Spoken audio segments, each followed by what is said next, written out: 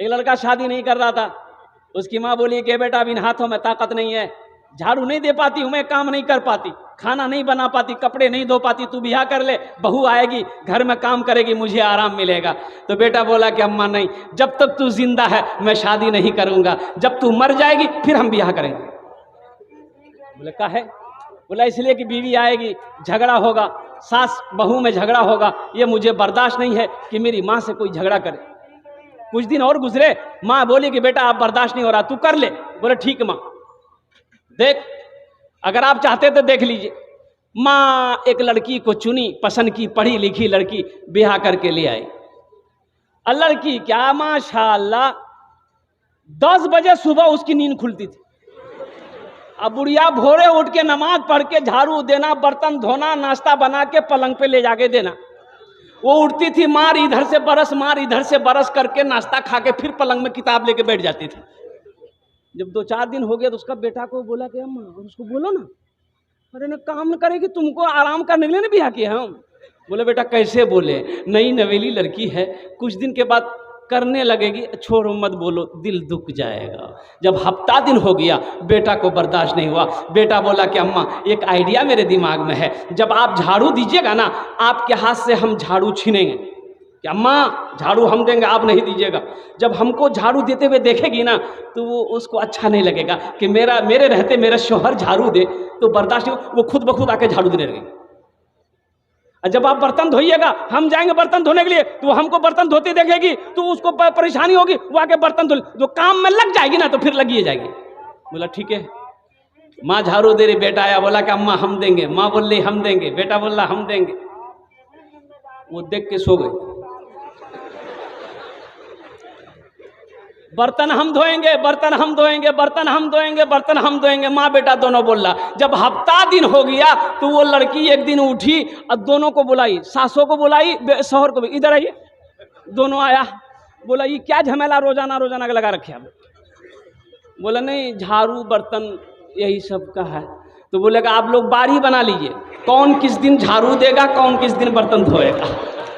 हाँ हाँ हाँ हाँ, ए नौजवानों उस लड़की से निकाह करो, उस लड़की से शादी करो कि जिस लड़की का कदम घर में पड़ जाए तो अल्लाह उस घर को जन्नत बना दे। आओ कुरान की अजमत को सुनो, इसलिए कि वक्त की किल्लत है, उलमाए किराम की लंबी फहरिस्त है। मुफ्ती सादुल नजीब साहब दामत बरकातुहुम तशरीफ फरमा है, जिनकी तकरीर आपको सुननी है। और नाज़िम जलसा जनाब हज़रत अल्लामा मौलाना कारी नियाज़ साहब दामत बरकातुहुम, इनकी निज़ामत का तो पूछिए ही मत। वक्त तो हजरत ने दिया नहीं है, लेकिन मैं इनका वक्त जानता हूँ अल्हम्दुलिल्लाह। हाँ अच्छा, इंशाल्लाह बाद में सब तकरीर अब ये सुना देंगे तो चंदा कब लेंगे हम? पहले चंदा कर लें फिर सुनाएंगे। बैठ जा बेटा बैठ जा। अजमत कुरान क्या है, कुरान क्या है, और कुर्बान जाई। हजरत मुआज बिन जबल रदियल्लाहु ताला अन्हु बड़े जलील कद्र साहबी हैं। अल्लाह के नबी यमन भेज रहे हैं गवर्नर बनाकर, हाकिम बनाकर। ओ मुआज ऊंट पर सवार हो जा।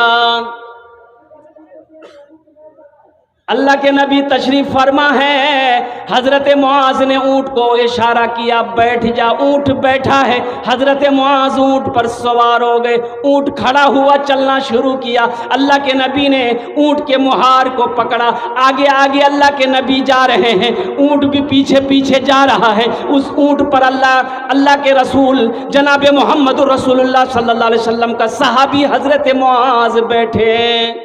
तो हजरत मुआज लरज़ गए, कहते हैं या रसूल अल्लाह मेरे माँ बाप आप पर कुर्बान, या हबीब अल्लाह ये बेअदबी है, आप मेरे आका हैं, आपका मैं गुलाम हूँ, मैं ऊंट पर सवार हूँ, आप पैदल चले ये बर्दाश्त नहीं होगा। तो अल्लाह के नबी ने इरशाद फरमाया ए मुआज बैठा रहा। सुभान अल्लाह बोले था माशाअल्लाह। ए मुआज बैठा रहा, मैं तुम्हारी इज्जत नहीं कर रहा हूँ। ए बेटा ए लग लो जी, सर्दी के मौसम की जगह तकरीर कर दी, नौजवान खड़ा हुआ, मैंने कहा क्या हुआ? बोला है, बोले बैठो। 10 मिनट का फिर खड़ा हुआ, मैंने क्या हुआ? बोला बहुत जोरों से लग लो। बोले बैठ जा, कुछ देर और बैठ जा, बैठ गया।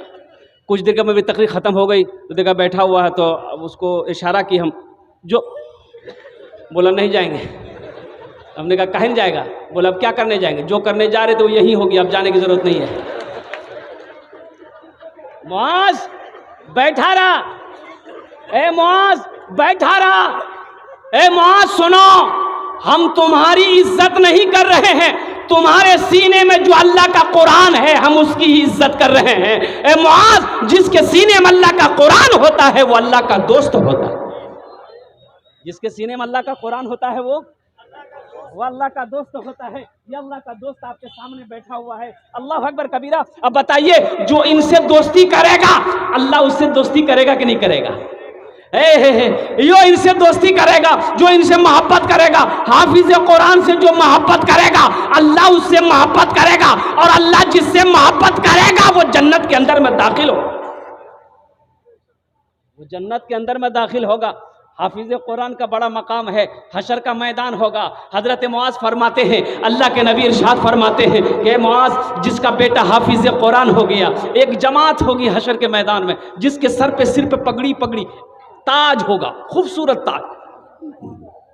तो अहले महशर ये पूछेंगे अल्लाह के फरिश्तों से कि भाई ये जो जमात है, ये जो टोली है, जमात है, ये लोग कौन है? अंबिया हैं, सालिहीन हैं, सिद्दीकीन हैं, शुहदा हैं, कौन है? तो अल्लाह के फरिश्ते जवाब देंगे, नहीं नहीं नहीं, ये जो जमात देख रहे हैं, जिनके सर पे ताज है, जिनके सर पे पगड़ी है, जिसके सर पे ऐसा ताज है कि जिसकी रोशनी सूरज की रोशनी फीकी पड़ जाए उसके सामने में, ये वो लोग हैं जिनका बेटा दुनिया के अंदर में हाफिज कुरान हुआ है। अल्लाह ने उसके बाप को आज ताज पहनाया है, और कुर्बान जाओ, तो वो लोग हसरत से कहेंगे, काश दुनिया में हम भी अपने बेटे को हाफिज कुरान बनाए होते, आलिम दीन बनाए होते, तो आज अल्लाह ताला हमें भी ताज पहनाए। अल्लाह ताला आज मुझे भी ताज पहनाता।